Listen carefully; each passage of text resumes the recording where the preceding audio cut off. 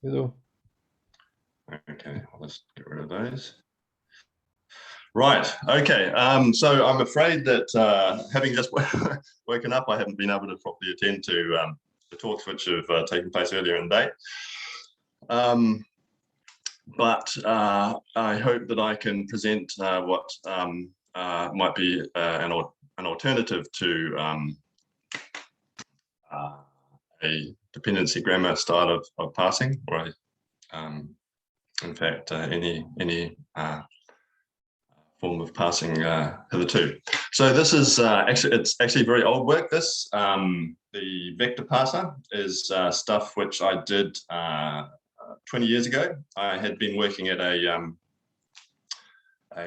software company in Japan, in fact, on machine translation. So I had a certain amount of familiarity with parsing systems. Anyway, first screen, just to present the entire thesis in one statement before we get started. The conclusion I came to was that possibly we needed to consider that cognition, particularly grammar, cognition might be an expansion rather than a compression of the world. So that's the central question that I want to get people thinking about with this presentation. Is cognition a compression or an expansion of the world? And as a restatement of that, the fundamental conjecture of the vector parser was that cognition may be an expansion of the world, not a compression. Now, why am I going to make that sort of extraordinary claim, suggestion? Well, the first thing is that this is a 20-year-old work. It was very much a crazy suggestion when I was making 20 years ago. I think that fortunately it doesn't seem to be quite so crazy anymore. The central ideas that it was based on, which was a sort of indeterminacy of representation, which I found now does seem to be being embraced. At least I see parallels emerging from other fields of work, notably OpenCog, although those working with the formalisms and OpenCog may disagree with that. I'll be very interested to get feedback, but notably with OpenCog and one or two other threads of natural language processing development. So the vector parser was an early attempt to implement that idea. I actually first presented this idea at an ACL workshop in Seattle in 2000. It's been around for a while, but not really addressed, I think, still to this day. Short history. So what I was doing is I was working on most directly 1994 this is, to 96, attempting to formalize grammatical errors for projects in Hong Kong. So it was a sort of I guess it's a unique environment. It was not in any, well, I had been working in symbolic language processing environment in Japan previously. But that was also like, this is, the end of the 80s, beginning of the 90s. It was just the end of the second neural network boom. We're now 10 years into the third one, you could say. So that was just at the end of the second one, where I had been exposed to ideas of distributed representation, which was very attractive. But it was sort of running out of steam. So neural network ideas were very attractive, but there were no successful approaches for natural language processing based on neural networks. A little bit of stuff doing English past tense with early morning, can't remember their names. McClellan, Rimmelhart. But syntax was recursive neural networks, and you couldn't learn it. Anyway, so and in general, neural networks were sort of going out of fashion. So I was trying to describe grammar. So I was attracted to the idea of learning grammar for first principle using data. So there was a tension between trying to learn grammar, also exposure to distributed representation, and also the environment I was in particular, which was applied linguistics, which is mostly language learning theory, was also very inimical to any kind of formalization. So tension between distributed representation and attempting to learn formalization in an environment which had sort of rejected formalization of language structure. But I was trying to learn grammar from data, and what the sort of key insight I came to was that you can't learn it. It's and in particular, having a bit of a background in physics, it struck me that the structure you found it seemed to have a kind of an uncertainty principle. You would be able to resolve grammatical structure in one sense, but it would sort of destroy mean it would become less clear in another sense. You could make it clear in one or the other sense, but not both at the same time. There was some sort of tension there which prevented any kind of complete global description of grammar.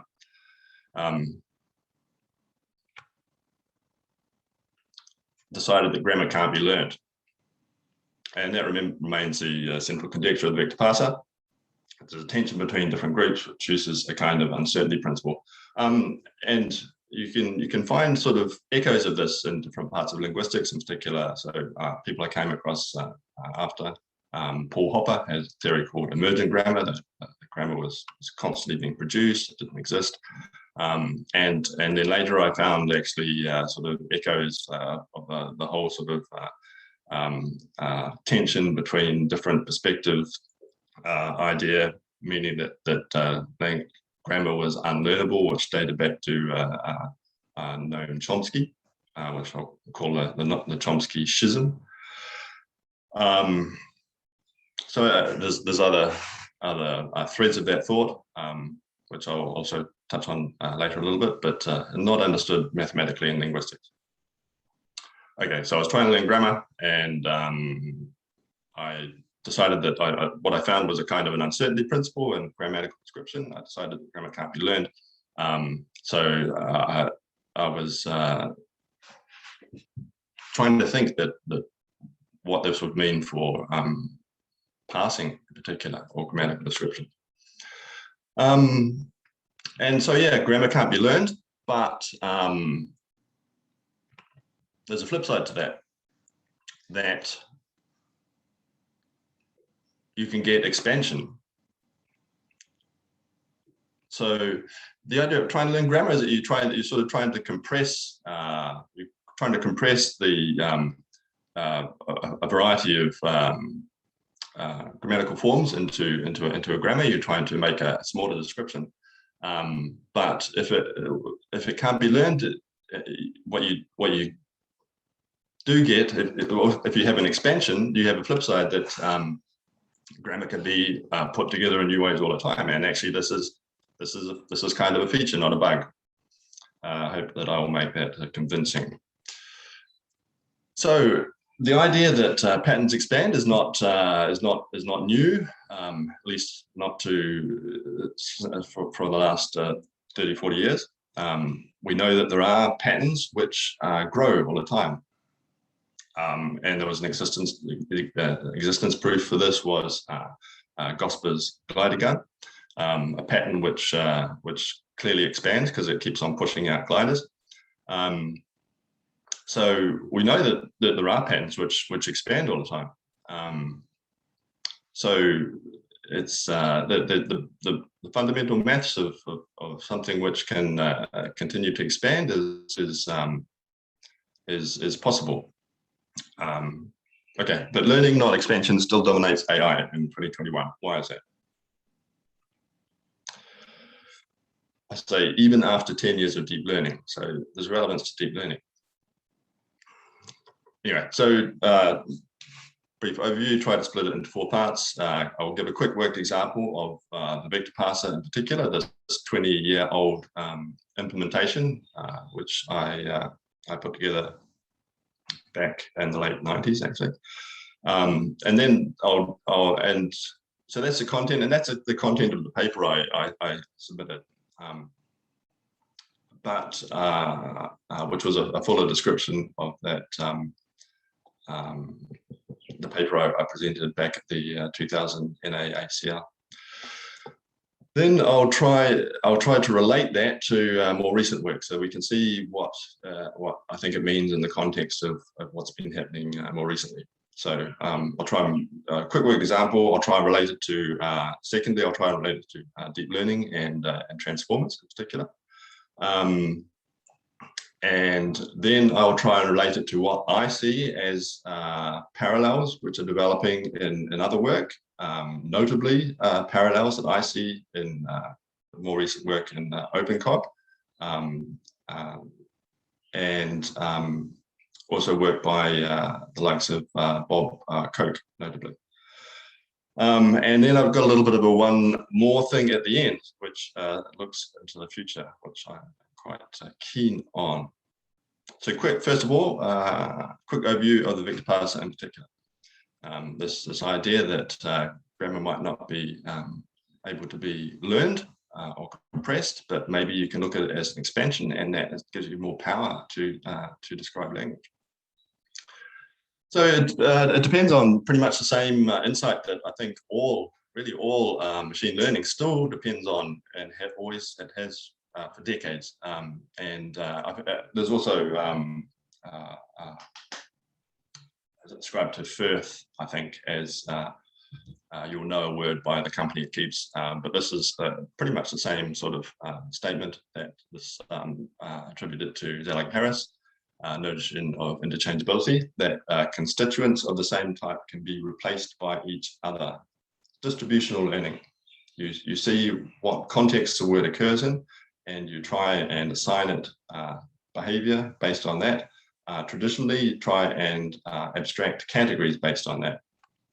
Generally, machine learning tends to compress language structure based on substitutions. I think that's universally, it certainly occupies my mind prominently. Well, the vector parser does the same. It's also based on this idea of interchangeability, that words or elements of language which occur in the same context in some way belong to the same category, but it's upside down. Instead of trying to compress based on those shared contexts, it expands structure based on those contexts. You can do either. And I looked at expansion. So the algorithm's blindingly simple. It substitutes according to this principle of interchangeability, and iterates and repeats. Notably, what I did was I looked at substituting for pairs of words, or I substituted pairs of words with single words. So you can substitute single words with single words which occur in similar contexts, which you might hypothesize are in the same category. But I was looking at particularly what happens when you substitute pairs of words with single word contextual equivalents. Because what happens when you do that is that you get a preferred order. If you have a sequence A, B, C, if you substitute for the pair AB, single word equivalents, or if you substitute first for the pair BC with single word equivalents, it's different. You get a discrimination between the order of pairing, and that discrimination based on the orders of substitutions of pairs gives you trees. Okay, so concrete worked example. This is taken from an online demo I have, which is still sporadically online. Demo.chaoticlanguage.com. And you can go there, you can try it yourself. Anyway, this is an example, one of the examples on that website. What happens when you do this substitution parsing? This is for the sentence, the White House. It's obscured by bits of White House meeting, Senate meeting Monday. It's obscured by bits of Zoom at the top there. Anyway, for White House, so you have a pair, White House. You can substitute contextual equivalents on white. You can substitute contextual equivalents on house.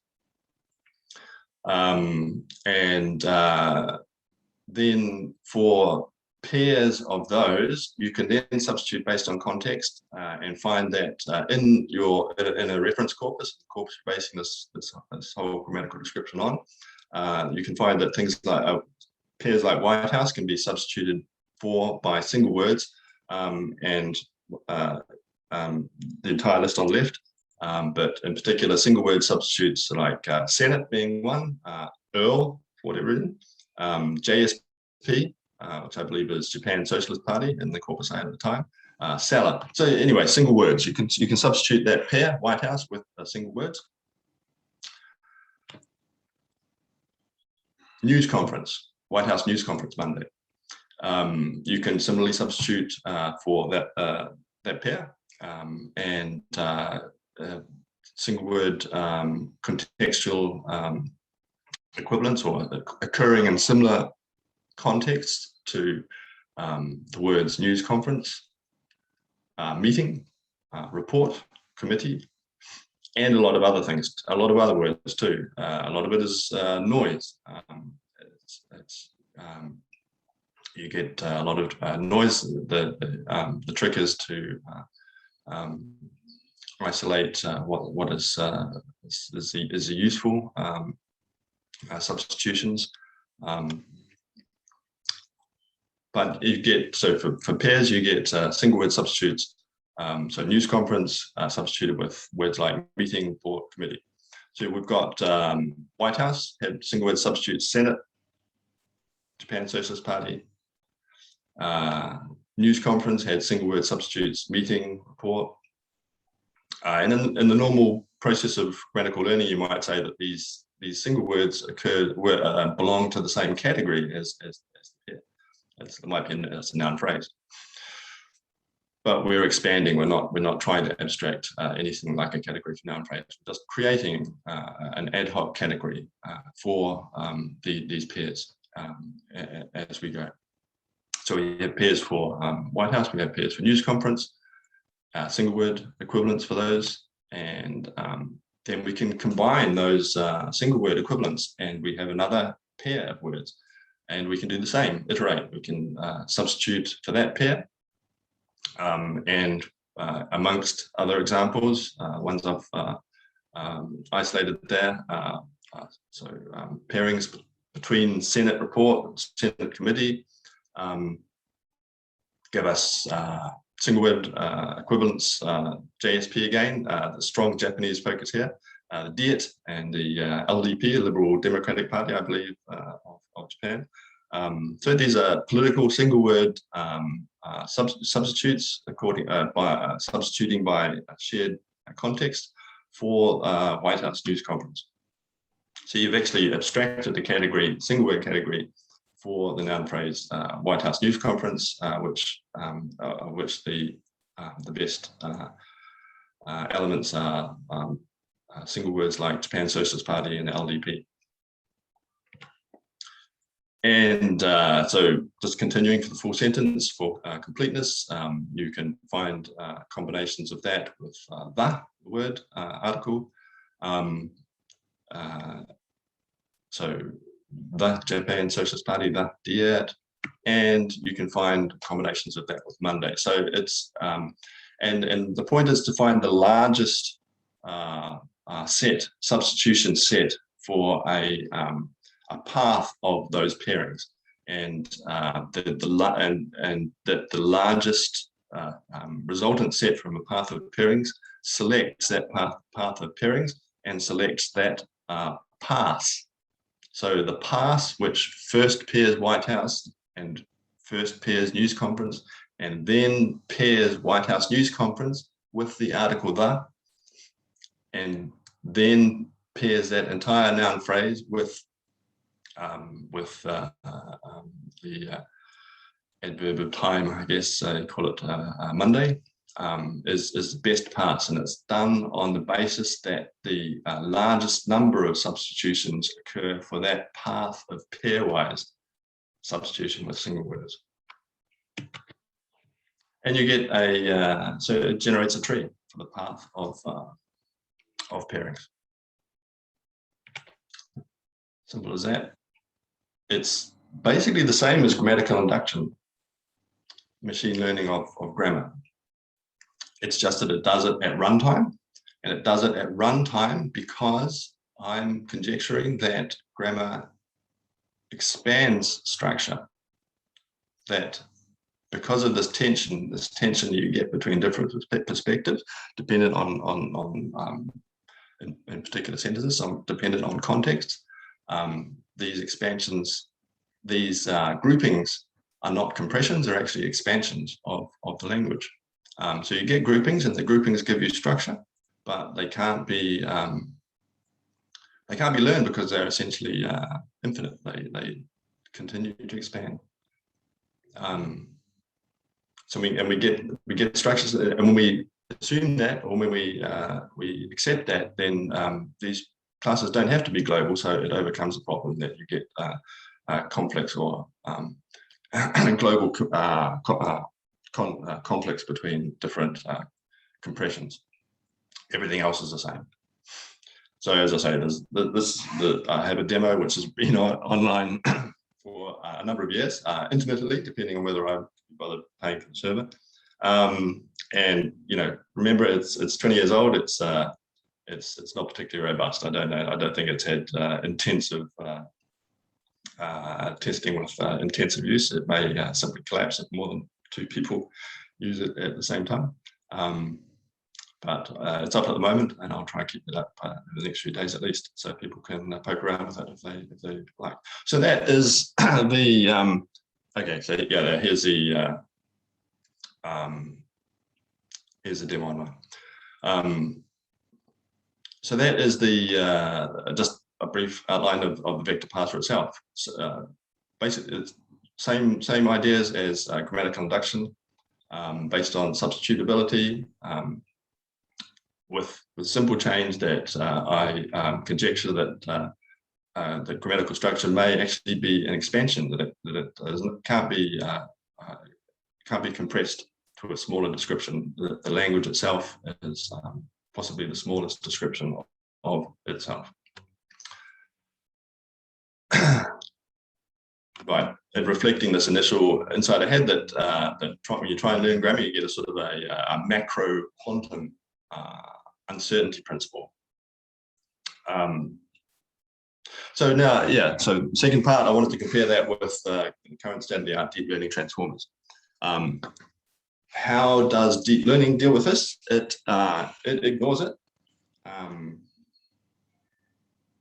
And I say ignoring in 2 senses, in the sense of simply not knowing about this tension you get between descriptions, at least not being consciously aware of it, I believe. And also there's a sense of ignoring, which is that if you look back in the literature, you can find hints, at least, of this kind of tension that you get with learning. It's right at the apex of what Chomsky did with the subject in the 50s, when he actually destroyed American structuralist linguistics, which was the dominant paradigm of the time, and which was based on a kind of machine learning. Without the machine, it was done by people who are linguists in the field to learn structure, particularly phonemic structure. But Chomsky destroyed that, and part of the way he destroyed it was that he observed that, or he pointed out that other people had observed that you get a conflict in the phonemic structure, even right down at the sound level. So 2 senses of ignoring, simply not being aware of it, and also ignoring this history in linguistics. Okay, so step back, like just deep learning has been incredibly successful, 10 years in now. It dominates the field. Why has it dominated symbolic AI, which preceded it? Why is deep learning? Why does it do better than symbolic learning? And I think most people that when you ask them this, or it seems to be the general perception that it's that what is important is machine learning. You don't hear so much about distributed representation as being something important. People seem to think that it's the fact that everything's automated, that you have this very powerful machinery, you can point it at any problem and it provides answers, or you don't really know what the answers are, but it seems to work, so it's good, we go on with it.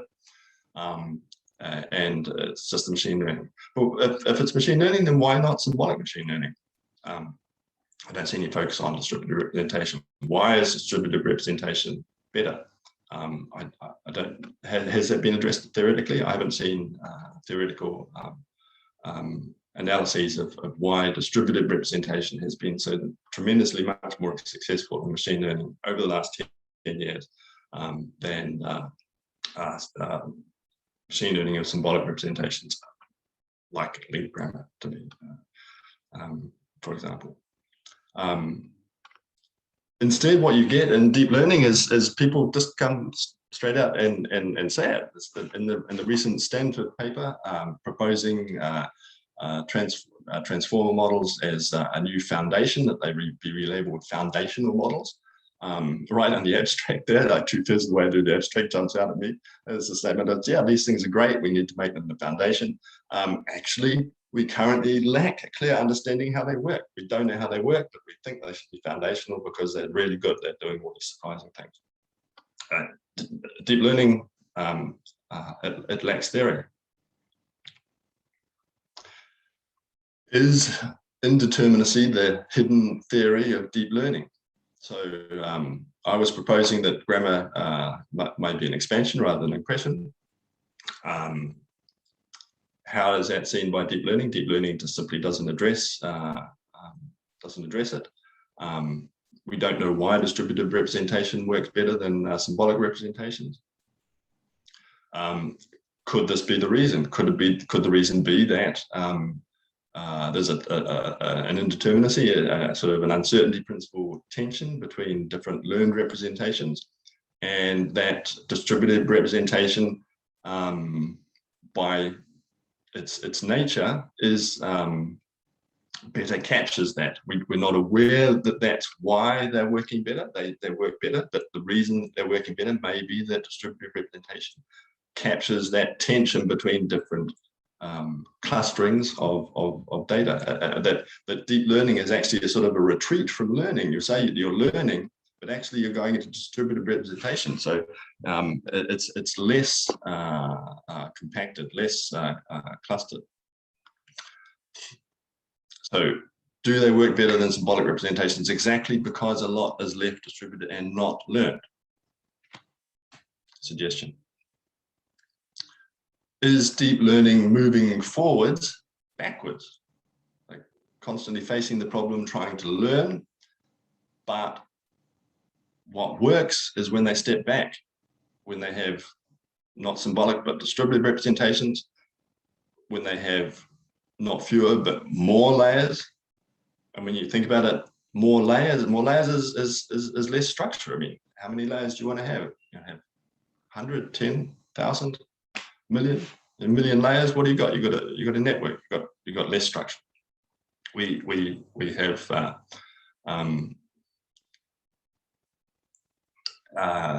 people are using back propagation to try and learn stuff. It's like this incantation talisman that they use, but what works is actually more layers. It's like wow, bigger representations do stuff we hadn't imagined.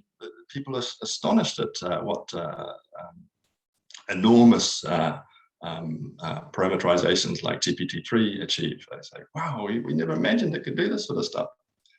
We'll make them a foundation, but we don't know how they're doing that, why that happens when we have these enormous representations. But it's great. But I need theory. Why is this happening? Well, simply, if you embrace expansion, then it's easy. That's what you would expect if the representation expands. So with vector parser, yeah, we have an explanation for why distributed representation works better. Same principles of substitution. The only difference is that they expand. We don't have to burn a hole in the planet trying to calculate every last elaboration of this expansion of structure with 175 billion parameters for GPT-3. I don't know what GPT-4 has been announced, or was it a trillion parameters, something like that? I don't know the exact number. We've got Jeff Hinton who responded to GPT-3 by saying that he thought that maybe the final number of parameters would be 2 to the power of 42. We don't know how many parameters is the final number, but we spend $12 million calculating them all.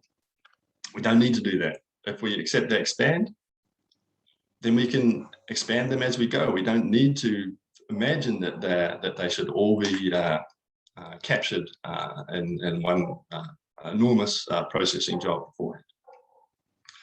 We can have structure. We just have to, unlike with deep learning, where they grab all these parameters, but they're all left in distributed form, and something happens in the network at runtime. We don't quite know what.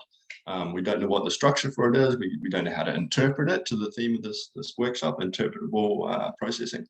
Well, if we just accept that it's an expansion, we can have structure. We expand it at runtime, and the quality of deep learning, which is that it's left implicit in the network, is captured. But you have the structure because as you're doing it at runtime, it's in context, and this global tension between different clusterings is resolved by a context. So you can have an interpretable structure. All you need to do to get this is to recognize that it is the structure is ephemeral, that it grows.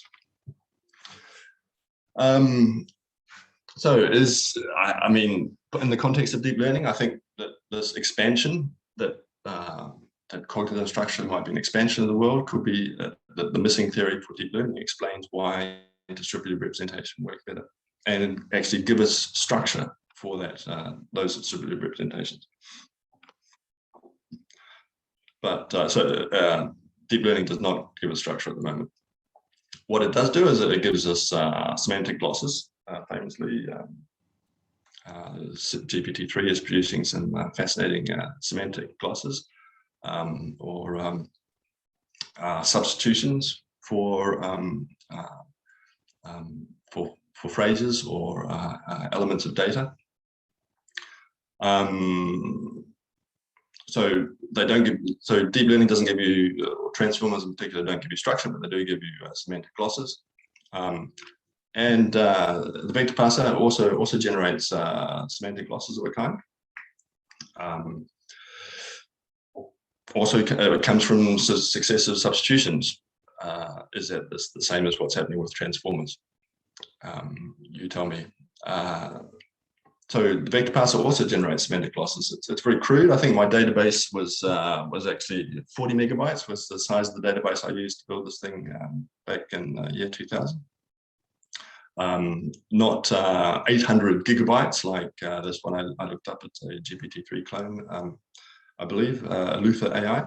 The database apparently 800 gigabytes, so enormously bigger. But nevertheless, even with that, my little test back in the day also generated one or two amusing semantic equivalents. One of them was the input sentence, well, that's all right, then produced the top scoring substitution equivalent for that phrase, came out as aye, sir.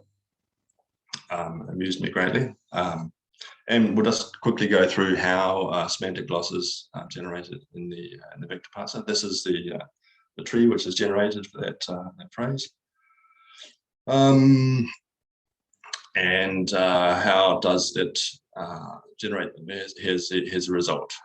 Phrase, well, that's all right then. Top semantic substitution, or top substitution grouping for that aye, sir. And it basically does it by substituting for all right with yes, and then it does it all the way up the tree. as the best pairing pass. It substitutes all right. All right gets substituted, has a single word substitute yes, and then you find your substitutions for yes, I, and I said going up the tree. So just to run through that in detail, single pairing, pair of single words, all right.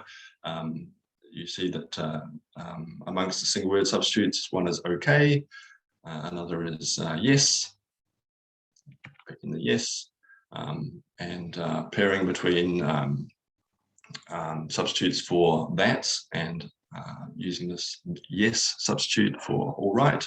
You get pairings between for that's all right, which is also substituted with single word substitute yes, that's all right as a substitution equivalent of yes, and then jam well at the beginning of that to get well, that's all right, and then pairing substitutes between well is o and r.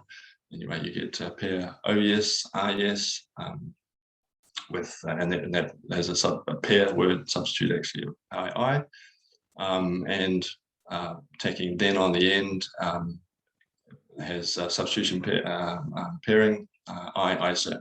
So that's how you get these semantic losses as a series of structured series of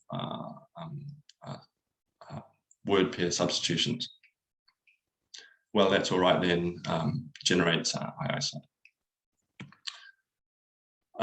So possibly this is the same as what's happening in transformers. The point is we know very little of what's happening in transformers. They learn something. I guess what they're learning is contextual substitutions. But they can't give us a structure because they're still attempting to learn structure globally.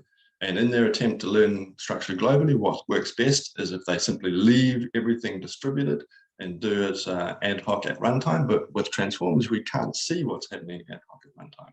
If we assume that the substitutions generate expansions, then we can resolve a particular expansion for a particular sequence of words at runtime, and we can have structure. So, summary of the comparison with deep learning transformers.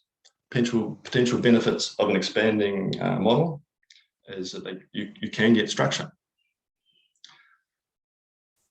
It's a big one. Also big, it's actually one-shot learning because everything is done ad hoc at runtime. No input is different to any other. They're all new inputs, in fact. So it's structuring, producing structure for particular sequences of words at runtime. So novelty is not a problem. It deals with seamlessly with corner cases, long tail, and because it's expanding, it's creating new structures. Just a minute, I think that.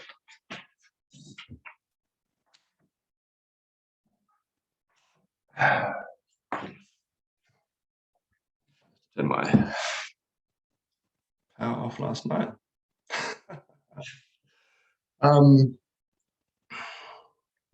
Hopefully we're all still there.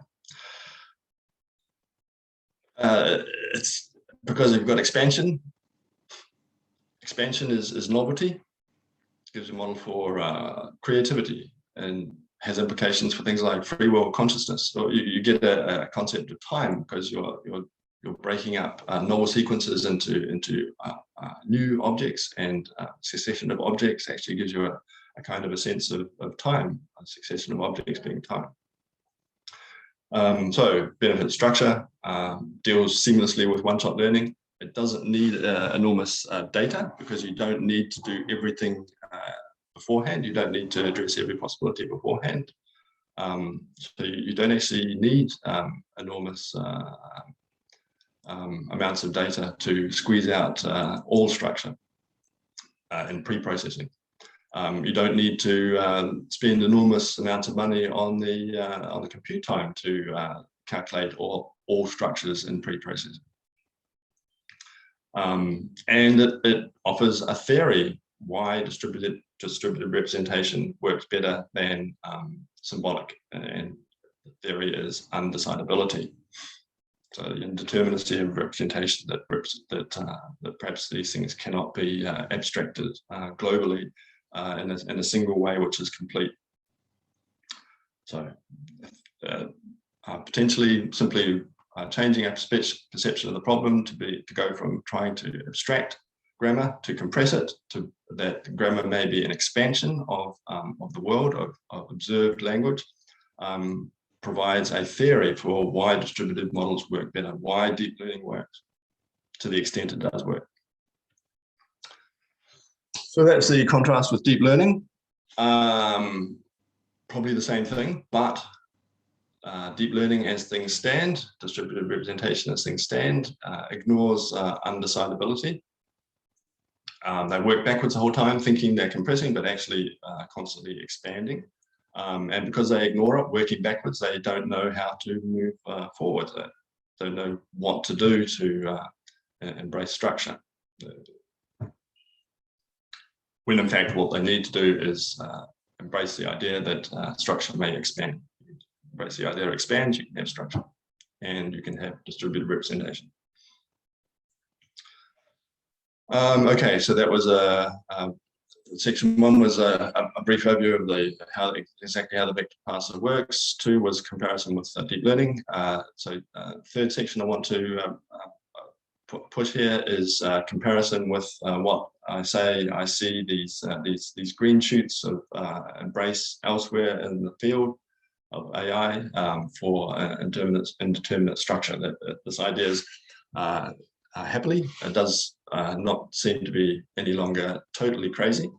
Unlike 20 years ago, there is some other work which I see as coming to the same conclusions, similar conclusions. In particular, recent work on decidability in OpenCog, and the likes of work that Bob Kirk is doing on togetherness, which he's pushing as a new foundation for meaning, justifiably, I think. So, as I say, 20 years ago, very little along these lines. This idea that a linguistic category might be undecidable was the initial motivation for the vector parser. Although formally, mathematical decidability, I was not clearly aware of. I just saw a kind of a quantum-like behavior in the representations that I was learning.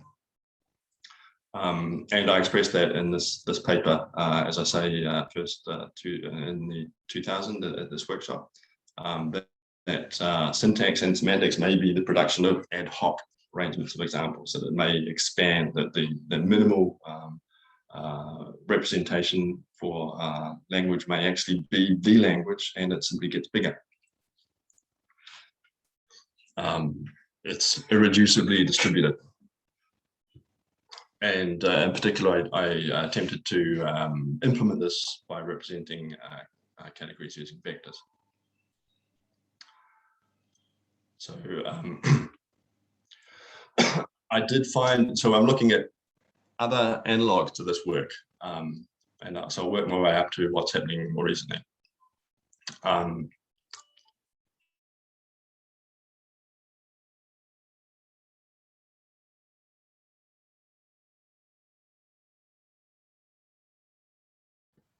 I think we have lost connection. So while Rob is trying to get online, maybe we ask a question. So there was a question to Vignav Ramesh about whether there is a way to load to use language other than English in the framework that Vignav was presenting. So if there is a way to load any other language and use it for the same purpose in the work that you presented. Yeah, so as of now, there is sort of no way to include languages that require additional information, specifically in the form of morphological structures, for example, like Russian. Right now, our loader architecture does operate only on English because we're using solely grammatical knowledge, and we've stored the English link grammar dictionary in the dictionary object that I mentioned earlier during the presentation. But what we are working on, like I also talked about in the talk, was one of our future works will be to build this integrated link grammar schema where we connect the grammatical knowledge that we already have for the English dictionary and add in morphological or phonological language morphological or phonological data that would be required for other languages, more complex languages, and that in the future will be able to handle additional languages besides English. Thank you, Vignav. I would try to extend this question, saying that there are a few things. First of all, there is a possibility. Actually, there are three things. First of all, in order to handle the language in the framework that Vignav has presented, there is a need to grammar in this language to be present. Like if you want to generate the text or segment the text or parse the text, we need to have the grammar of this language to be present in link grammar formalism, right? And right now, as Linus has said, we have English supported, Russian supported to smaller extent, and bunch of languages supported to little extent, but there are some languages that are not supported. So first of all, the language has to be supported. And that's actually the motivation why we work on the unsupervised language learning, so we can actually make it possible to have languages other than listed ones to be supported by link grammar. The other part is that of the story is that the link grammar formalism should be actually able to support the language. And I think we have had some discussions with Linus, and Linus may have some comments on it, to which extent existing link grammar formalism make it possible for any Earth language to be actually supported by link grammar. So maybe there are some restrictions that Linus can elaborate and tell maybe there are some directions of further development. So that's number two. And number three, finally, is the ability of the current system to actually make use of all of the features. Like, for example, in the work that Vignav has presented, there is no support for morphology. So like even if the current link grammar formalism and design supports morphology, and it is supported by C++ link grammar parser, the code that Vignav has presented doesn't have support for morphology, so we can't handle that. But if you have some language which doesn't have heavy use of morphology and it can be handled by a link grammar parser, either in C++ implementation or in our implementation, then if you can encode the grammar of this language manually or programmatically into the link grammar formalism and store it in the link grammar dictionary, of course you can easily do all sorts of NLP applications, including parsing, segmentation, and generation using the framework that we have presented. So I think Rob has joined us back, so maybe we let Rob finish his talk and then get back to the other questions, including the question to Linus regarding support of different languages in link grammar. So Rob, can you proceed? Yes, sorry about that, slight technical difficulty there, but let me just reshare again and see if I can actually, see if I can get back to, actually, let me stop that share for a second and find the appropriate screen.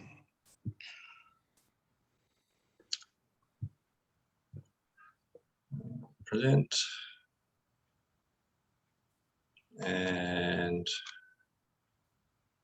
to share that. Okay, we see it. Got it? Yeah, sorry, it is a little early in the morning here. We had some technical difficulties there. Hopefully it's over. So what I got to, I was had dealt with the vector parser. I had looked at comparison with deep learning.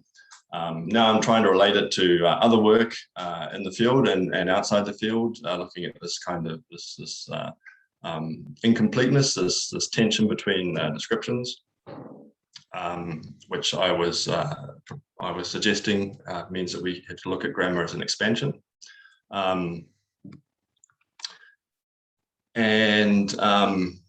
So over the years, I found comparison between sort of a macro quantum quality work of Robert Lachlan in physics.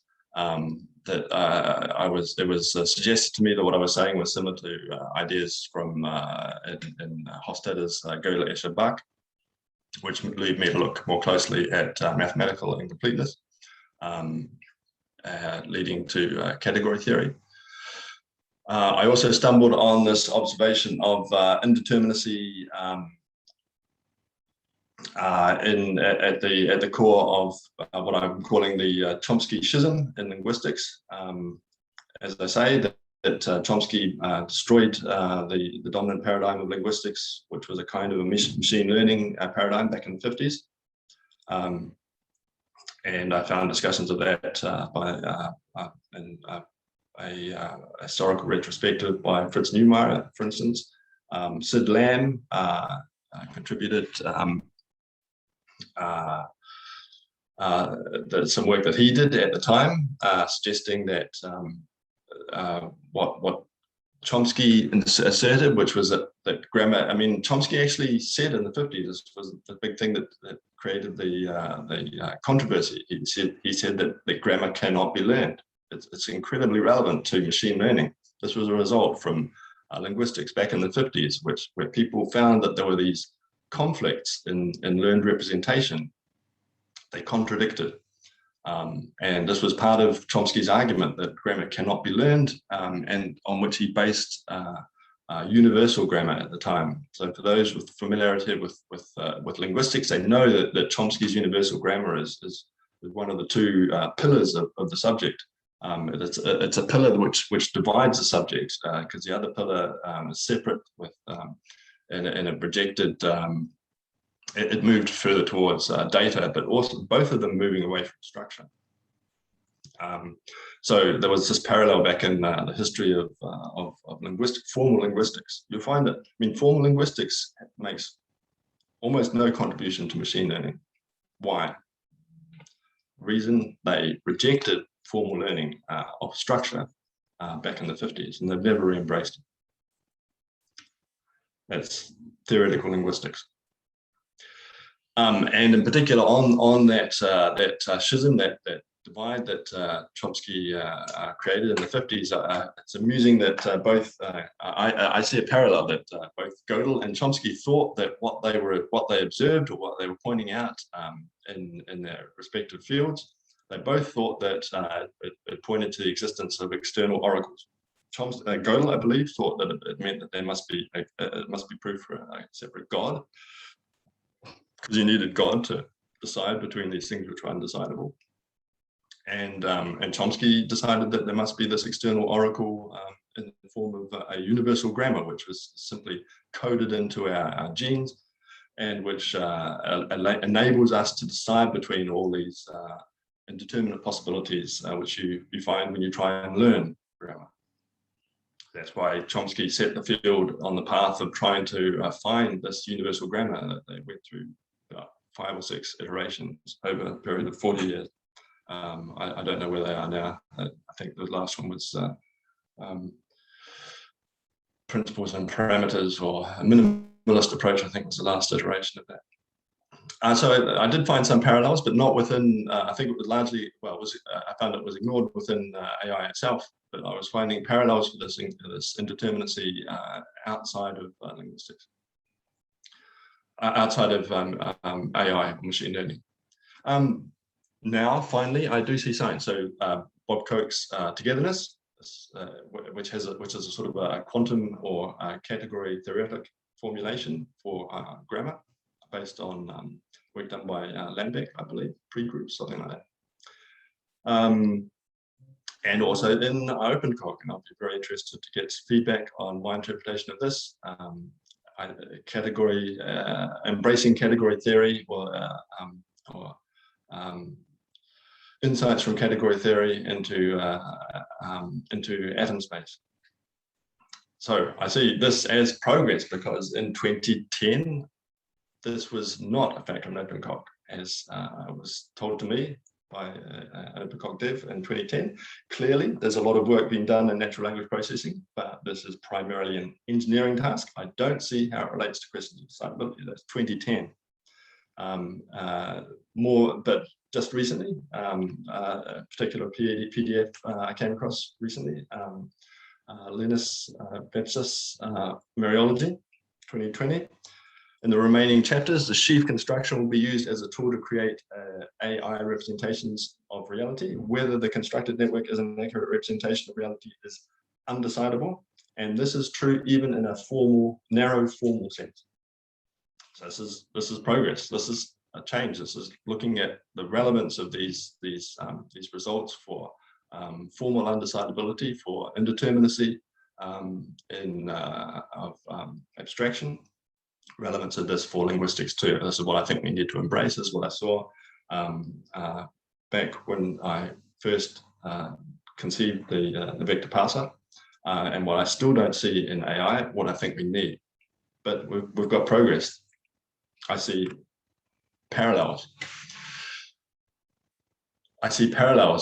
The categories in the vector parser, shall I say the classes, the linguistic classes, which it creates, it expands them, it doesn't compress them, but it creates them, I don't know if it's formally true, that they're lists of sets, vectors. The vector parser tries to represent grammar in the form of a vector, and it does that because I was trying to minimally abstract, trying to leave the maximum directly in the data. The idea was that the data was the smallest representation for the grammar. The corpus, the language itself, was its own smallest representation. And that structure would only expand from there, grow from there. So I tried to leave the language in as raw a form as possible. And the one I used was vectors. So they're these the linguistic classes of sets or vectors. And I find a comparison in the hypergraph formalism of OpenCog as developing. The vector parsers generated categories will just be graphical operations. When it generates a category for a noun phrase like White House news conference, it combines substitutions and quiet substitutions for pairs iteratively, and each pair then creates a new list of single word substitutes, and the process by which it does this will simply be operations on sets. It's a kind of a vector product. It produces, for this particular example, White House news conference producing a single word equivalent meeting. The generated category for the phrase does not necessarily contain elements from either of the operand elements. In this case, it contains just the word meeting. But it will be some kind of set operation. So I see strong parallels in this in the representations in terms of sets, links between sets, and there'll just be some kind of graphical operation creating the new category for the combination. I see hints, at least, that OpenCog is even embracing the idea of expansion. So also in this recent Mariology PDF, this idea of brutal composition, that the way things go together is just the way they go together. There's no true, non-trivial, and finitely long answer. So this idea there's no finitely long answer. Not finite, I don't know, expansion, that's what I said. Okay, that's great. So now, 2021, I'm seeing parallels for this, that this idea of indeterminacy, undecidability being a factor in cognitive representation, particularly grammatical representation, is finally being embraced. So what can this work I did 20 years ago, the vector parser, add to this? Okay, to compare as a criticism, it feels to me perhaps a little trapped in formalism. Also, the linguistic formalism looks at a little bit naive, perhaps, not really addressing this what I call this Chomsky schism in the field back in the 50s. Possibly myself being less steeped in formalism was an advantage. I had fewer qualms reducing representation to simple observation.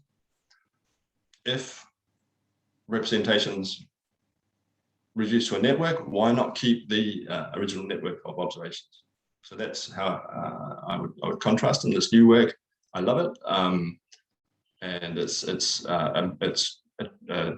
introducing formalisms which deal with indeterminacy, either in category theory, stuff Koch has more of parallels in quantum theory, but as a criticism, perhaps a little bit too much focused on the formalism and not the underlying insight that raw observation is the smallest representation. And this is why I'm saying that. Why have an intermediate representation at all?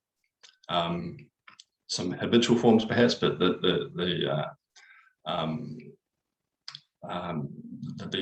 underlying task of finding structure from novelty is more fundamental. So why not address that directly?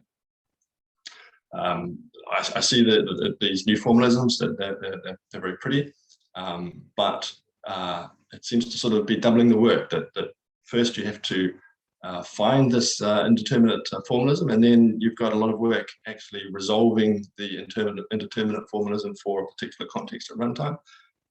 You're doubling your work. Why not simply deal with the network of observations and do the work of structuring at runtime?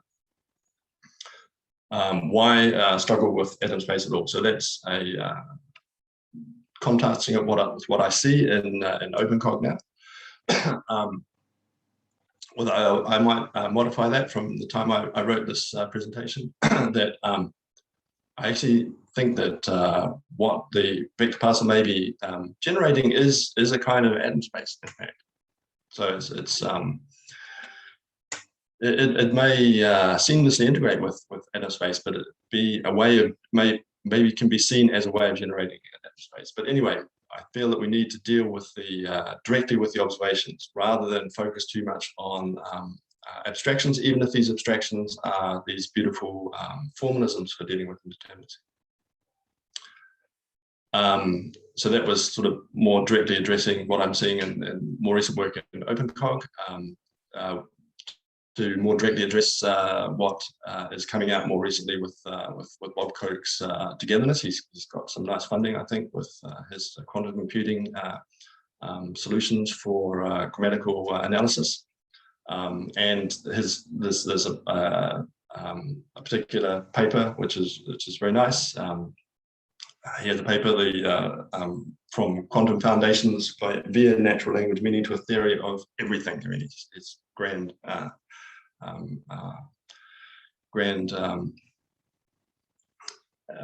visions for this, and I think he's quite right. I think that there is this quantum quality which we need to be looking at more closely within AI.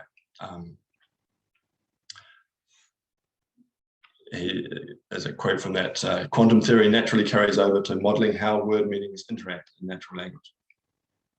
And here's a diagram from I believe it's that paper, the Quantum Foundations to a Theory of Everything, where he has a sort of a quantum diagram formalism for the meaning of sentences. Same thing. I'm sure it's right. I think there is this quantum-like quality. But why struggle with formalism at all? If formalism has a sort of a quantum quality, but we can generate that from directly from observation, why not deal directly with the observation? With quantum mechanics, we can't do that. With quantum mechanics, all we have is basically the abstractions. We're looking sort of top down. So quantum mechanics, we need formalism of abstractions because that's what our perceptions are. Although I mean, even actually quantum mechanics is you could look at work by Steve Wolfram recently. I think he's developing a kind of a theory for a basis for quantum mechanics in terms of assemblies. So perhaps there's also a kind of an assembly explanation of quantum mechanics in the pipeline. But for cognition, we don't need to look at quantum abstractions. We do have access to underlying assemblies, observations. So that's what I said in the 2000 NAACL paper. The key insight is that observation may be irreducibly complex, that cognitive structure only expands from that, and that we should calculate, we have to calculate everything from observation anyway. So three approaches to, wow, see, I'm running through the time. Indeterminate structure in current tech, neural networks, ignore it, category theory, and the more recent approaches, formalisms, indeterminate formalisms, and AI, laboriously encoded into these lovely mathematical formalisms, but seems to be doubling the work, and also not entirely clear that they're really embracing the idea of expanding structure yet. And the vector parser dealt with indeterminate structure by expanding new structure from context and runtime. I rushed a little bit because I want to get to questions at the end. The idea that cognition and expansion met sterile ground in 2000. Vector parser was the first step. There was just a little interest in distributed models, period, in 2000. 2010, met resistance, the idea of mathematical decidability is relevant to language cognitive structure. And OpenCog flatly rejected it. And the bottom line for the vector parser was it was not immediately better on benchmarks. There was some formal analysis done. This is Hu Guoping, I believe he's still at iFlyTech. In 2003, he did formal analysis. It got quite nice results, but they weren't markedly better, and it wasn't obvious how to improve at that time and why it was only comparable to the state of the art and not a lot better. To summarize, what I see now in 20 years hindsight, retrospect, what it got right was it was convenient, compliant to any language. It was you didn't require a lot of pre-processing, and most of all, I mean, it had great potential. It had ideas about that expansion might be a model for creativity and other big goals in AI, but simply grammatical description as a potential explanation. What it got wrong, key thing that it got wrong was that I used vectors as a representation, and I didn't realize that vectors were also an abstraction. I mean, I didn't really appreciate it. Also an abstraction, and that when I created when I used vectors as my representation, I also threw away information, and that's why it did not perform better than symbolic parsers. What I've come to realize over the years is that that vectors were not adequate, that we need to retain information in the form of a network. You need a network to retain the full information of the language. Okay, so this one more thing is what I really wanted to get to. So looking back to this idea, you need to keep the network. Recent work on a network and physical analog for the vector parser.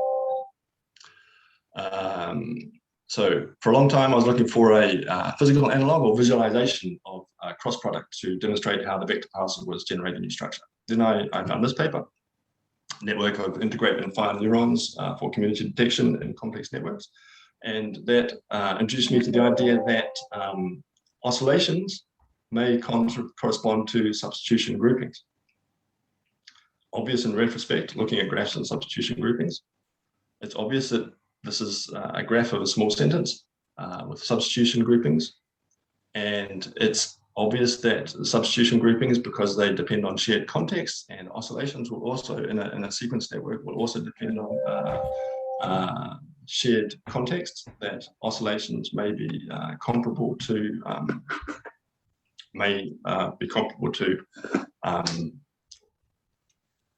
substitution groupings. Natural language sequences naturally form smaller networks. Network of sequences in the corpus will oscillate. And I've done some early experiments with this.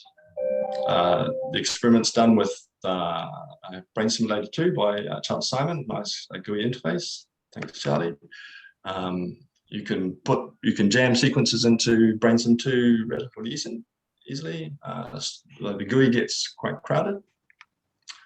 Take the links away so that the nodes are clearly visible. And what you get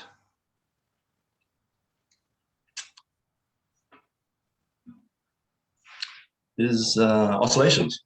I was delighted that that it was actually extremely easy to get this network to oscillate.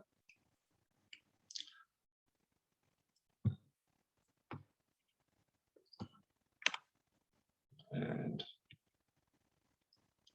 so substitution classes should synchronize. Elements oscillating in synchrony should be equivalent to substitution classes in the vector parser. That's because both correspond to shared context. We might seek these synchronously oscillating substitution classes using a raster plot. So here's a raster plot in BrainSim 2. It shows when the different nodes are firing, and do different synchrony energies correspond to finer grained substitution groupings. And these different synchronous groupings correspond to trees. And are these trees comparable to the vector parser substitution trees?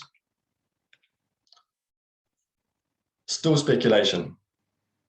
Bottom line, to build an effective demonstrator will require a simulator with many more nodes than I have access to at the moment, preferably spiking. If anybody has access to large-scale spiking hardware, such as Loihi, please let me know.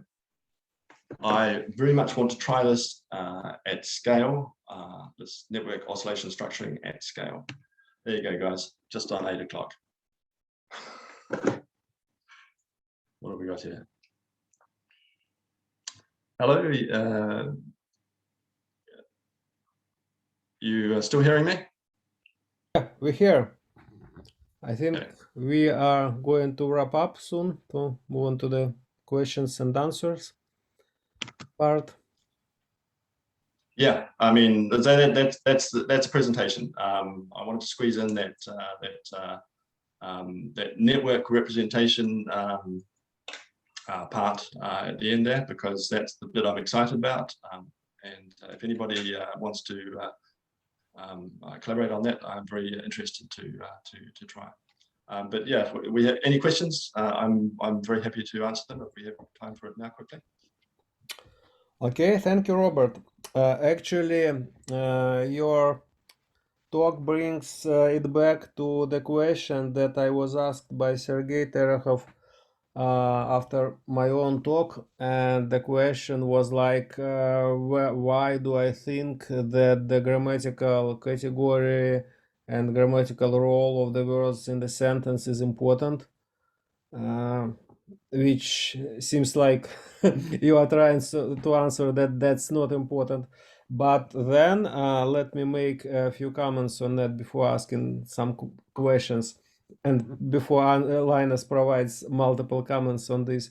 Well, so what's the phenomenon of the grammars? So why did people invent grammars? So whether the grammar is just some artificial and unnecessary invention, just taking the people's minds away from the real state of affairs. Why grammars? What do you think? Why did they invent grammars? No, because they see structure. No, I mean, I'm not rejecting grammatical structure at all. I'm just saying that the grammatical structure is an expansion, not a compression. Okay, let me put it another way. Actually, I did some work similar to what you are doing, so I can't claim that I was doing the same, but the design of the parser that I made was quite similar to what you have shown. And I actually was trying to apply this parser to do the unsupervised parsing of on the same lin grammar parser. So the same Gutenberg children corpus that we were trying to parse with minimum spanning tree parsers. And I even remember the numbers. So on the slides that I have shown in my talk, I had the number of accuracy comparing the minimum spanning tree parser versus parsers created by the lin grammar parser. So the same corpus was parsed by lin grammar dictionary parser based on lin grammar dictionary and minimum spanning tree parser, and the accuracy was 0.52, so 52%, right? Not that much. But I also did the same unsupervised parsers based on approach quite similar to what you have shown. And the accuracy was about 0.46 or 0.47. So the structure perceived or acquired by the way this approach was much less, substantially less similar to lin grammar, to English grammar structure than one discovered by MST parser. So does it mean like there are just many grammars? So there is a grammar MST parser grammar of the English. There is a English Vietnamese grammar. There is another. You're saying that that the one that you tried used a similar approach, but what do you mean by a similar approach? Grouping the words in a way that you describe. So yeah, but I mean, I think that the way I group the words is actually not novel at all. It's just based on context. The key idea I'm trying to introduce is that the categories which are generated may expand. So if they expand, then they can't be learned because you get contradictions. So it's not so much that the way of learning the grammar, it's just that the grammar needs to be learned at runtime so that these contradictions are resolved by the context that they occur in. That context actually generates new grammar each time it's presented. So it's the key idea I'm pushing is this idea that things get bigger. So it's not so much the approach that you use to learn the grammar, it's just that maybe the only way to capture all the structure is to expand it out at runtime. Okay, then another thing from again from my experience of this kind of studies. So when you can learn the grammar in such a way, but the grammar will depend on the corpus. So you take the same text from the same language, just different books, and then you learn two different grammars. You will have to you will get the different frequencies. This is absolutely true, but that's also true of different languages. If I take a Russian text, then I'll learn Russian grammar. I mean, yeah, sure, different corpora have different grammars. I mean, everybody has their own grammar, actually.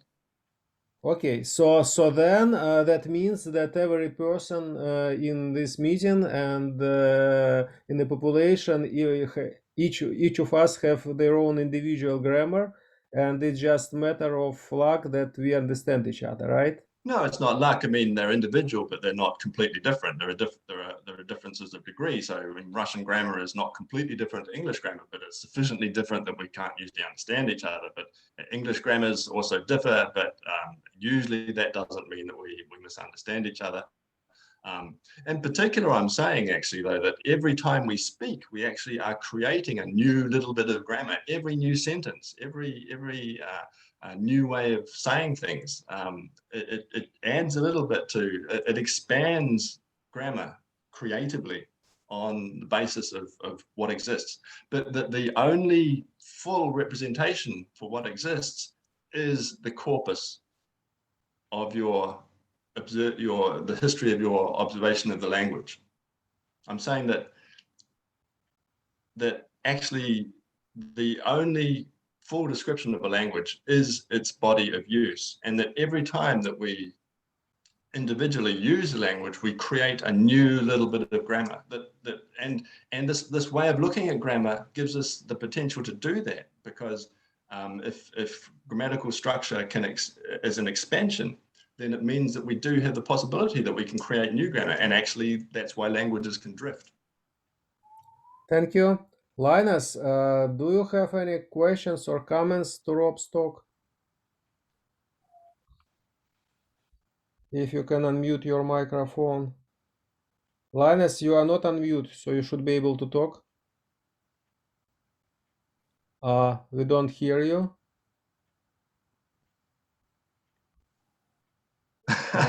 Okay, so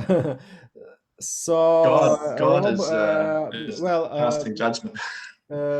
Rob, do you see the chat? Yeah, let's see if it comes through this chat. Yeah, There's quite a lot of chat here. I haven't been attending. You can just check some comments from Linus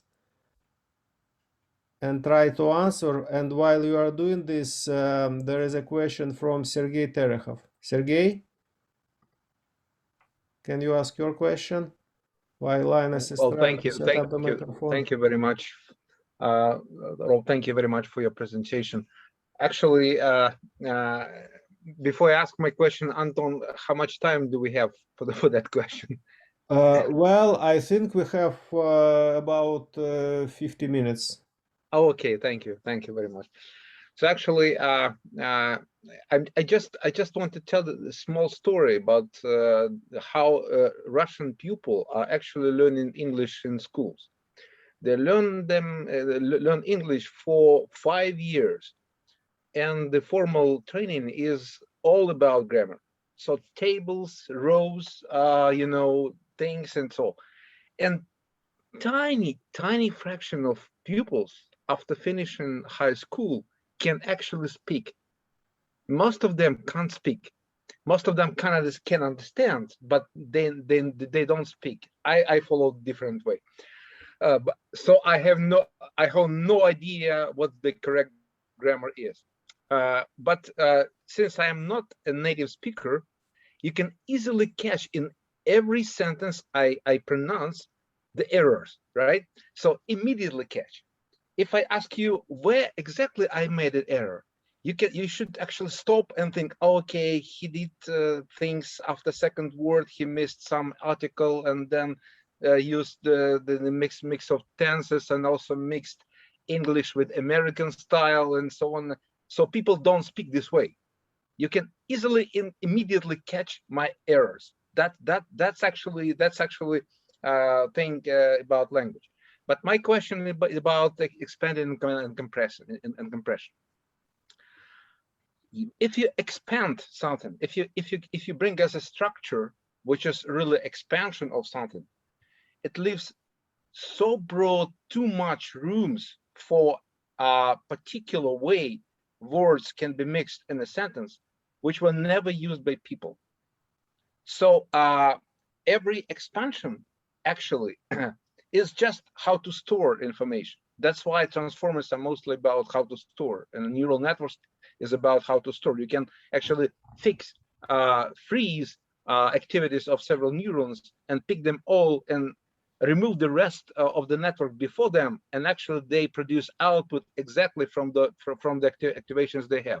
So it's just about storage. But if you if your job, if your task is to act, not just hear and understand and you know how to be at rest, like me right now, but if you need to act, you need to compress many different expanded representations into much smaller number of classes, equivalent classes. And inside each class, you act in just one particular way.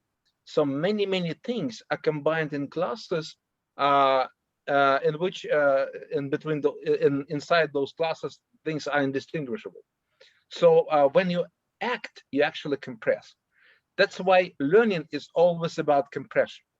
I can show you maybe 10 seconds. I can show you a simple example. Suppose some person can multiply numbers, learn multiplication table, and he can multiply any numbers except multiply by 7. That's the way he learns the multiplication. He multiplied them very quickly, immediately, without no errors, but he can't multiply by 7. Whether this person actually learns what the multiplication is? No, of course no, because he didn't learn some compressed internal, very general representation, which produces multiplications by any numbers. And there is no such kind of learning where you can't multiply by 7. That's why still learning is about compression, and compression appears when you act, not just when you store and perceive. That's my opinion. Thank you for once again for your brilliant presentation. So Sergey, you're saying that learning must be compression because you need compression in order to generalize. Actually, is what you're saying. To act. Yeah. To act. Yeah. I mean, I think that. What's happening, what I believe is happening in the vector parser is also it's a generalization. It's just that how many generalizations do you have? So you have this at the basis of mathematics as well. I mean, so this is this fundamental result, going back to Gödel, that there's no single abstraction of mathematics which captures all of mathematics. In fact, you can create possibly an infinite variety of different mathematics simply by changing your axioms. So why shouldn't language be the same thing? And it's not that you, it doesn't mean you can't generalize. It's just that the generalizations you can make are there's much more of them than we imagined. And these generalizations are understood by different speakers, even if they're new. Now take, for instance, web search. We're all familiar. So if you're using Google, okay? So maybe you're doing a search on Google, you tap in a bunch of keywords and it brings up a bunch of pages. And the keywords that you type in, if it's a new sequence of keywords, you're probably going to get a collection of pages which might have never been collected together ever in the past. And it might bring up this great combination of results. And you say, well, hey, it's just a memory. It's just a memory. There is no generalization at all. It's just extraction from the memory. I disagree. I think when you do a web search, that you you create a collection of documents, which is a generalization, or it's a grouping of documents which perhaps has never been made before. I can't agree because you don't have any compression in this way. So you don't generalize. You don't have representation which is actually can generate things. Sorry about that. You are making a compression. It's just the compression is not global. Yeah. It doesn't matter if the idea is not so much that you can't compress things. It's that the compressions that you can make can never are generally not global. That we cannot find global compressions. Yeah. So when I'm saying that structure expands, I'm saying that there are possibly an infinite number of ways that you can compress a body of knowledge to create meaning. But it doesn't mean that the individual ways that you pull things together is not meaningful. It's a kind of a lossy compression, if you like. Mm-hmm. I'm saying that meaning is like a lossy compression. There's no meaning which captures everything, but you do get a much greater variety of different perspectives. You have more meaning. It's just that there is no universal meaning. Yes, but people act quite similarly in similar situations sometimes. Well, they act similarly, but they also act uniquely differently, right? I mean, this is what creativity is. When somebody has a new idea, then you say, "Wow, that's you know, Picasso comes along and he does things slightly differently, and this is where this is it's a new perspective. We feel it's truth, or people see truth in it because they say, yes, I can see what he's saying. I can see that he has captured some new aspect to reality, even if it's been completely new. But there may be no single global perspective. So what I'm saying is that these different perspectives may be actually expanding. There are more and more of them. And the fact that they gather different things together in a new way is meaningful, but it's just that we have to accept it's not complete. Anyway, I don't want to, we're running through time, so I mean, I'm happy to discuss this further with people offline, but perhaps I was hoping actually to get some feedback from Linus, so I don't know, have you got sound back thank there, you. Linus? Thank you very much. Well, I think in order to get feedback from Linus, we need him to fix the microphone, and I don't think has happened. Well, any other questions? And also, I mean, it's just unfortunate that the way I timed things, I ran through the that final piece with the network implementation at the end rather quickly, and possibly people had their attention fixed on the goal of the end of the presentation when I was going through that. But I urge people to look again at that this network formulation that I've been working on, because this idea that the vector parser, and I think all learning, is based on substitution groupings. The only difference between the vector parser and traditional learning of grammar is this assumption that the substitution groupings will be global and result in a compression. I'm saying it's an expansion, but they both rely on substitution groupings. But the really exciting thing is that I've realized that substitution groupings will, if you code language observation into a network, then oscillations in the network will correspond to substitution groupings.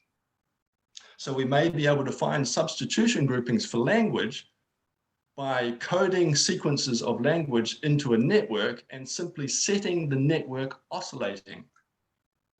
And this actually blew me away, because I think we all know that oscillations are something which is observed in cognition. Nobody has an explanation for what the role is. But this was something which caught me by surprise, because I was simply looking for a way to find substitution groupings. And then I realized that actually oscillations could be substitution groupings. It was very evocative for me. And I would very much like to try it at scale, to use oscillations to find substitution groupings, which will be actually, which can be expansions. So yeah, I urge people to perhaps look at that last part of the presentation, which I had to rush through, because I see some very exciting potential in it. Anyway, any other questions? Okay, let me see if Linus can speak now. Linus? How about now? Yeah, now it's much better. You have sound. Yeah. Apparently I have sound. I had to do it on a different laptop that is being loaned to me, thanks to Eddie Monroe here. Oh, that's creativity. Okay. Creative solution finding. So Linus, there is one question to you from the previous discussion, but maybe you just have some comments and questions on Rob's talk. I have 1,000,001 comments. I wouldn't know where to start. So I think it's easier if I just handle questions. Maybe you just start with the question whether the grammars are needed and what's the role of the grammars given the perspective of the Robert's presentation. I think I agree with Robert in that grammars aren't really needed per se. It's rather that they show up naturally when you do try to compress. Right? The grammar is simply a statement that there's a set of things that go together. Saying that fish live in water and they swim around and have tails. These are things that go together, and the statement that these things that go together, that's basically what a grammar is. And the whole point of the jigsaw puzzle piece thing is it just says that, hey, fish have tails and they swim in water and they eat other fish, and that these are the properties of fish.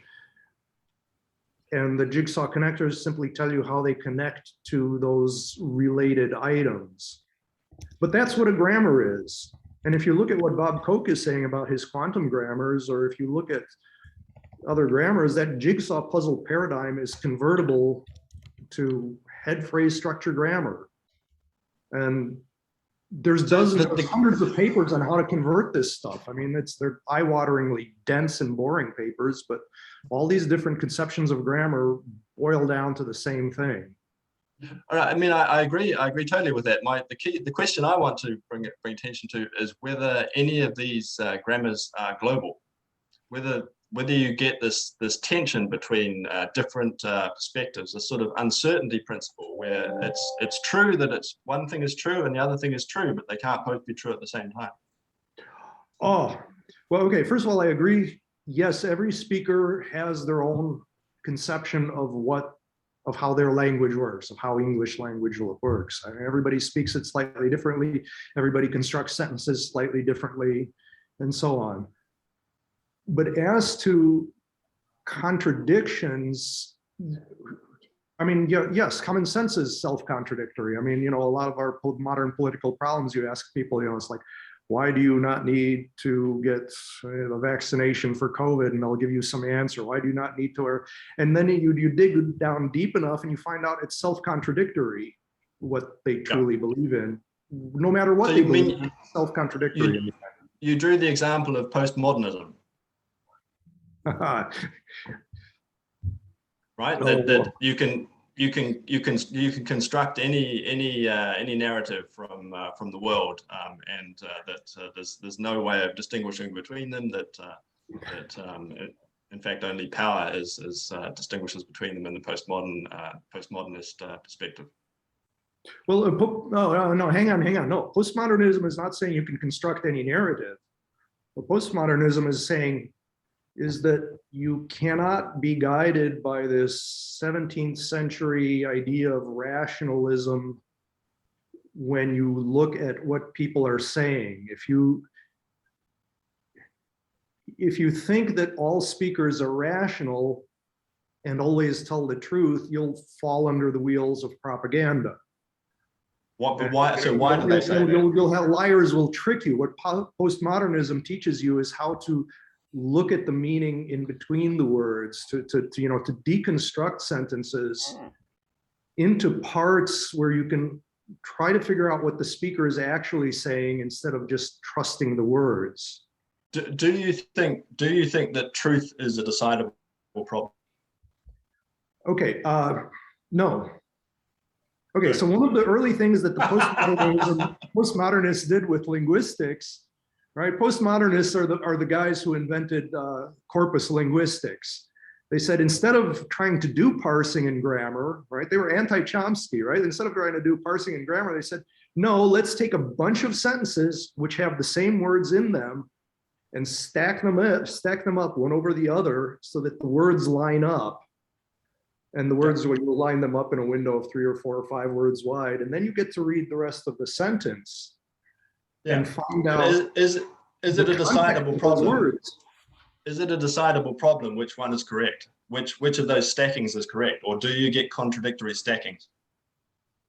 You just get stackings. You just sample sentences out of the newspaper. But Right? do you get stackings which contradict? Well, yes, absolutely. So one of the famous corpus linguistics papers looked at the use of the words the Truth and Reconciliation Commission in South African newspapers. Right, and Truth and Reconciliation Commission, right, it was a governmental commission that was tasked with resolving all of these tensions in South Africa, and you'd think that they have this honorable role, right? That's what they're after, the truth, right? They're after reconciliation.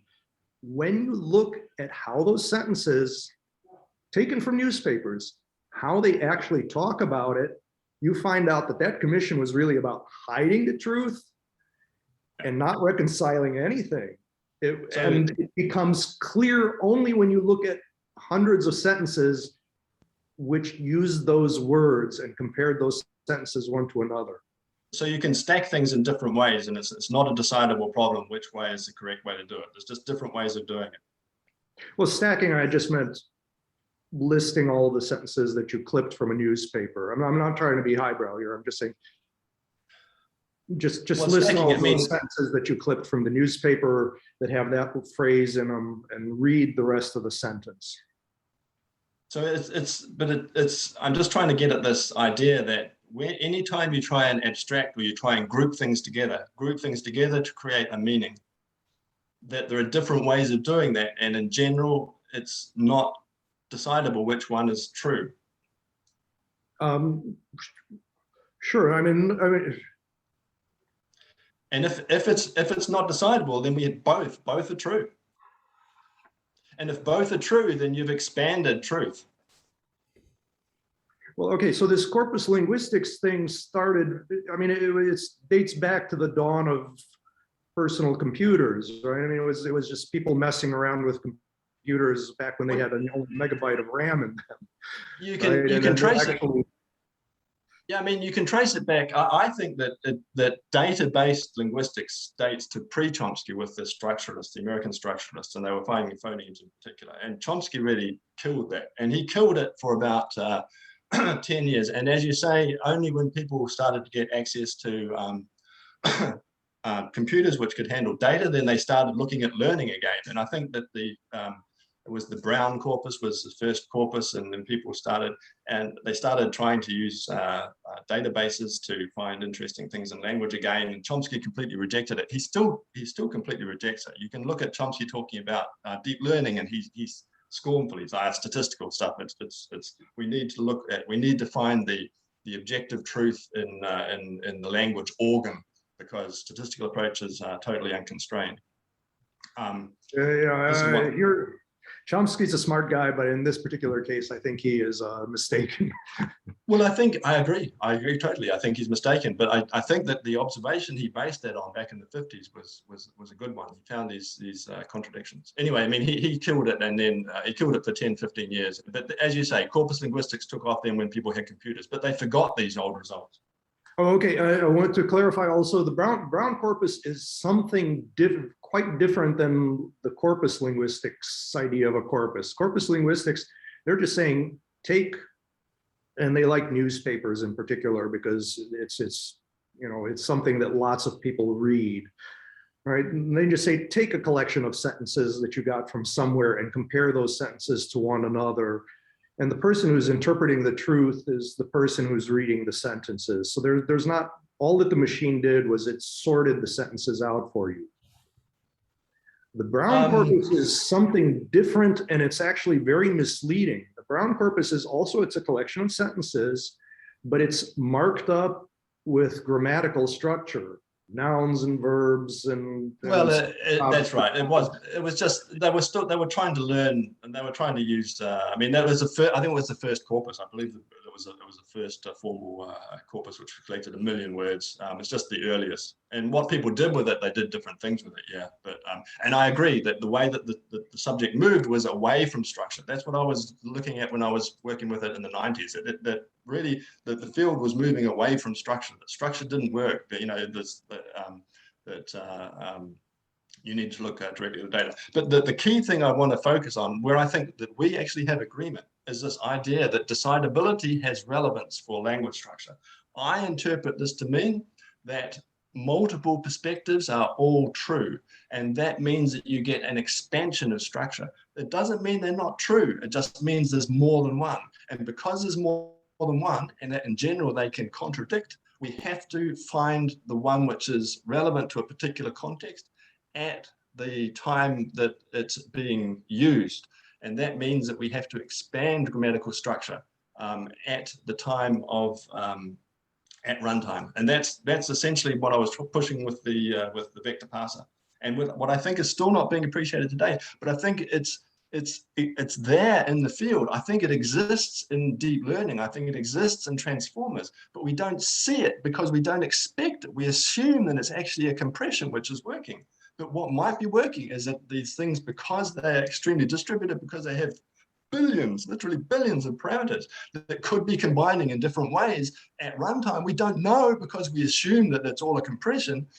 That might be what's happening, but we can't structure it because we ignore the fact that that's what's happening. I don't know, Rob, were you around for my talk this morning? I was asleep, I'm afraid.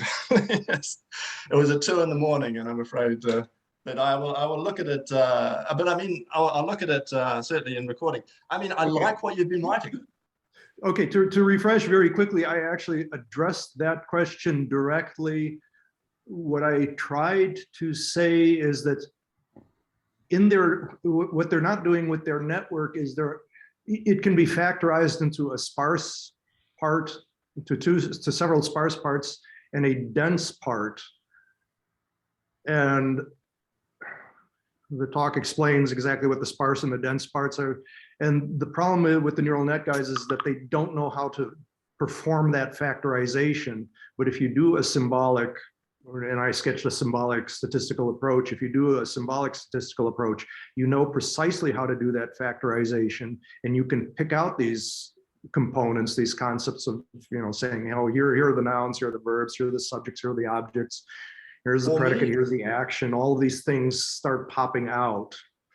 Yeah, well, okay. I mean, so you're saying that there is a compression which would apply, and they just need to use that, the correct compression, and they'll have structure. For me, I believe that there's this undecidability, this contrast you get between different stackings means that there is no single complete representation which is more fundamental than the actual data. So we need to keep the data and do the different stackings at runtime, and that they actually result in a kind of an expansion of structure, because there are multiple ones, and no single one is true. They're all true, and the truth actually grows. So I mean, you're saying that they don't see the right factorization. I'm saying that there is no single factorization. Well, yeah, so there is no single one, right? And again, I agree. Every speaker has a slightly different one, but the English every speaker, and also actually every time a single speaker speaks, they will construct things slightly differently. Yes, but what I spoke, the English that I spoke yesterday is really quite similar to the English I speak today. And it's similar enough to what you speak that you can understand me. So yes, they do speak slowly, but it's constant enough that we can comprehend each.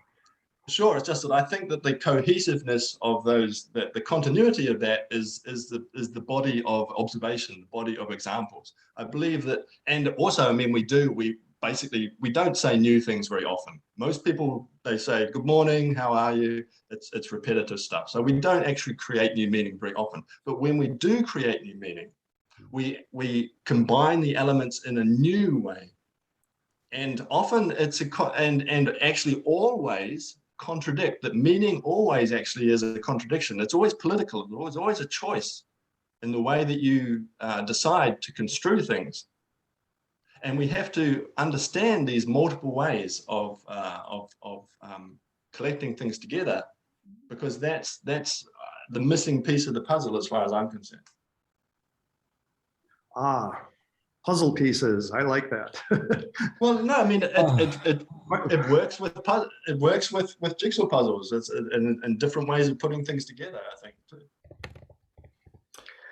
Yes, no, I mean the point is that the truth that I have right now and the truth that you have right now consists of large complex networks of things that we know, things that we believe in, things that we expect to happen. And yes, that network changes from day to day. I mean, that's when I say I'm smarter today than I was yesterday, it's just because I learned something today that I didn't know yesterday. I equally may have forgotten things. So that network of relationships is constantly changing. What I was suggesting in that talk was that this puzzle piece paradigm shows you exactly how to stack up, how to build that network out of small pieces. The small pieces happen to look grammatical, but as you build up larger and larger, you can blow up a giant network of relationships, and that's ultimately what AGI needs to be. Is it's not just a small, but a large network. I agree. We need to focus on ways of putting small pieces together. It's just that I believe that the minimal representation for the small pieces is observation.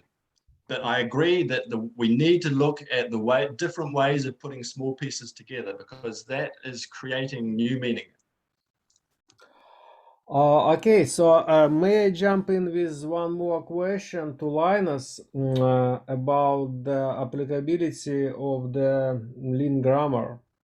So the question is like there are a lot of ideas was provided about how we can extend the lean grammar for image recognition or sound recognition, but I suspect that it's hardly possible to use just existing lean grammar parser and lean grammar dictionary format to handle all that. Maybe Linus, you may just have some comments on this of how you would imagine extension of this approach to handle with video and sound.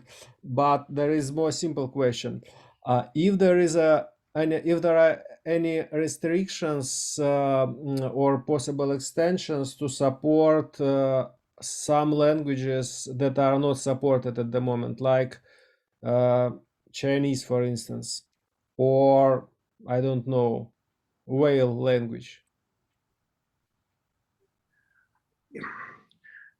Yeah. Yes and no. In principle, I don't think there will be any problem with Chinese or with any of these other languages. In practice, the existing link parser software has a number of limitations or problems that would present challenges. I don't think they would inhibit Chinese. I probably won't inhibit whale song, but they'll likely hear up, right? One problem is that it wants to have graphs with no links crossing over each other. It wants planar graphs. And it turns out even for English, that is not quite correct.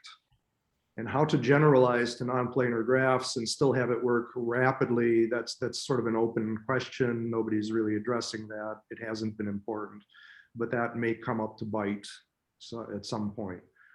Another problem is that it's very, at least the current dictionaries are very oriented towards sentences that begin and end.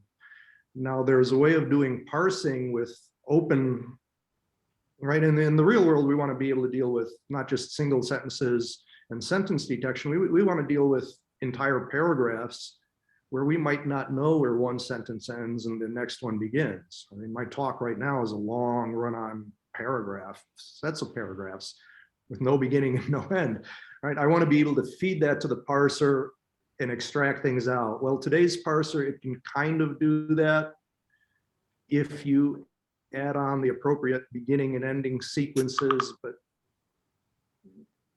that's another sort of a practical problem. I think there's an easy software solution for that, but I mean, I have a laundry list of like shortcomings. They can all be Can I just overcome, but it requires some amount of effort to overcome, little pieces, practicalities. Can I just push a little quick answer to that one, Anton? That this vector parser idea and pushing, in particular, the network implementation that I had to rush through at the end, is completely agnostic to what the observations are. It doesn't require that the observations be sequences of words. They can be sequences of sounds. They can be sequences of anything you like. So the morphemes for sure, but fundamentally you'd be looking at sound. So if it's saying that you're finding substitution groupings in sequences of observations, in principle you could feed the thing sound, and if these substitution groupings correspond to oscillations, then the oscillations potentially will give us groupings which relate to from going from raw sound to phonemes and building the whole structure. It's completely agnostic to what the observations are. It's sequences of observations. Well, I want to say the same thing here with in theory, yes, it's completely agnostic. In practice, there's existing software with for Anton, existing handwritten English dictionaries, and the software is maybe not quite as flexible as you would want it to be for the general case. Certainly the handwritten English dictionary has any number, has a large number of problems. And it works, but in some sense it's beyond salvage. You don't want to throw grad students at it, refining it endlessly. But the software base, yeah, I mean, I think to answer Anton's question is, yes, most of that stuff is there, most of it works. Yes, when you start attacking specific cases, you will run into specific problems and bugs. And this is a natural software development issue. Software always has limitations and bugs and performance issues, and you have to address them bit by bit, piece by piece, as you hit them in the application. I will happily do this offline, right, on mailing lists. I mean, I think the bugs and all. I mean, there's just been work done on this for decades and decades, and I think that the bugs in all of the work, the reason that none of them really completely answer the problem, I think, is because we've got this multiple different constructions, and it goes right back to the 50s with what Chomsky observed. I'm trying to say something much simpler. I'm trying to say something much simpler. The original link grammar didn't support UTF-8, which means it didn't work with Chinese simply because it didn't have an input stream that could accept the UTF-8 in which Chinese characters are encoded on modern day computers, right? And then so I'll just turn the question around and say, does your software support UTF-8 correctly? If not, that's a bug, right? So all software, no matter what, all software has bugs, period. Okay, so those sorts of problems. I just think that for instance, I think there are problems in phonemes, and the problems with phonemes go back to, I mean, phonemes are something which has been developed. They've been very successful, but there are still problems in it which date back, and these were observed in the 50s. So even phonemes need to be renovated. They need to be reinterpreted. That you would think that they're a very successful model for language structure, but actually they also have a hole in them. Okay, so actually, unfortunately, we need to wrap up, and please see the links in the chat. So there is a link to the main conference tomorrow on YouTube. And also you can join the conference using the Eventbrite, and there is a link to tomorrow conference schedule. Other than that, Vignav, do you have a quick comment? Yes, you have your hand raised. Vignav? Yeah, I don't know if we have time for this, but there were a few questions actually in the sign up form itself. I think there were 2 questions that I just wanted to pose if we had time, but if not, we can. Yeah. So if there is a quick answer, then please answer. Yeah, I don't have an answer for this myself specifically, so I just wanted to share it out. But one person, I'm not sure if it was asked already on the call, but it was asked in the sign up form. I just put the question in the chat. It's about Facebook textless NLP, and are there currently some possibilities in that direction for MT textless ML without language pairing? Excuse me, I didn't. The question, I just put the question in the Uh-huh. chat, but that was the question from one of the people who signed up. So I just wanted to raise that in case anyone had thoughts. Well, I don't have answer at the fingertips. I'm pursuing a purely symbolic approach. So if the question is about Facebook pursuing some neural net approach, I'll say no comment because I'm focused explicitly on symbolic approaches, not neural net approaches. Okay. So, well, actually, thank you everyone for quite interesting discussion. And I wish every participant of this conversation would be involved in presenting some results that are comparable to what neural network guys are presenting with their deep learning, BERTs, GPT-3s. And I would hope that the results would have much smaller footprint on the environment with much less heat and atmosphere with these video cards doing deep neural networks. So hope to continue discussion on the Telegram mailing list and in the other places.